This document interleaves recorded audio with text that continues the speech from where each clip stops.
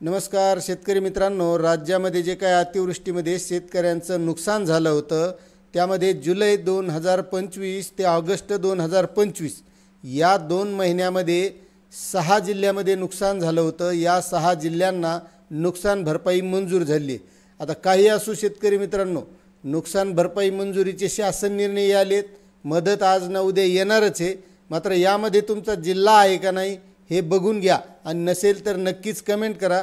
मात्र तत्पूर्वी एक विनंती आहे, तुम्ही जर आपल्या चॅनलवर नवीन असाल तर चॅनलला सबस्क्राइब करा, व्हिडिओला लाईक करा आणि ही माहिती प्रत्येक शेतकऱ्यापर्यंत शेअर करा। तर शेतकरी मित्रांनो, राज्यात विविध जिल्ह्यात जुलै 2025 ते ऑगस्ट 2025 या कालावधीत अतिवृष्टी व पूर यामुळे झालेल्या शेती पिकांच्या नुकसानीपोटी बाधित शेतकऱ्यांना मदत देण्याबाबत असा हा शासन निर्णय 17 ऑक्टोबर 2025 रोजी निर्गमित झालेला आहे आणि ही मदत शेतकऱ्यांना पुढील हंगामासाठी उपयोगी पडावी म्हणून देण्यात येते असं प्रस्तावनेमध्ये दिलेलं आहे। आता यामध्ये जुलै 2025 ते ऑगस्ट 2025 या कालावधीत राज्यात विविध जिल्ह्यात अतिवृष्टी आली, पूर आला आणि यामध्ये शेती पिकांचं नुकसान झालेलं आहे। अशा नुकसानीपोटी शेतकऱ्यांना 13,33,79,000 फक्त इतका मदत निधी शासनाने जाहीर केला आहे आणि हा मदत निधी शेतकऱ्यांना डीबीटीच्या माध्यमातून आपल्या खात्यावर मिळणार आहे आणि यामध्ये कोणालाही डबल मदत मिळू नये असं सुद्धा या शासन निर्णयामध्ये सांगितलेलं आहे। आता हा निधी कोणत्या कोणत्या जिल्ह्यांना दिला जाणार आहे ते सुद्धा आपल्याला पाहणं महत्त्वाचं आहे आणि त्यामध्ये आपला जिल्हा आहे का नाही हे लक्षात असू द्या, नसेल तर नक्कीच कमेंट करून सांगा। आता कोकण विभागामध्ये ठाणे जिल्ह्यामध्ये ऑगस्ट 2025 मध्ये जे नुकसान झालं होतं या जिल्ह्यासाठी 0.04 लक्ष मदत निधी जाहीर झालेला आहे।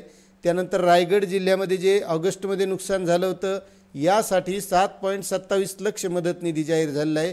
त्यानंतर रत्नागिरी जिल्ह्यामध्ये ऑगस्ट 2025 मध्ये जे नुकसान झालं होतं त्यासाठी 8.91 लक्ष एवढा मदत निधी जाहीर झालेला आहे। सिंधुदुर्ग जिल्ह्यात ऑगस्ट 2025 मध्ये जे नुकसान झालं होतं त्यासाठी 4.79 लक्ष मदत निधी जाहीर झालेला आहे। त्यानंतर आहे नागपूर विभाग।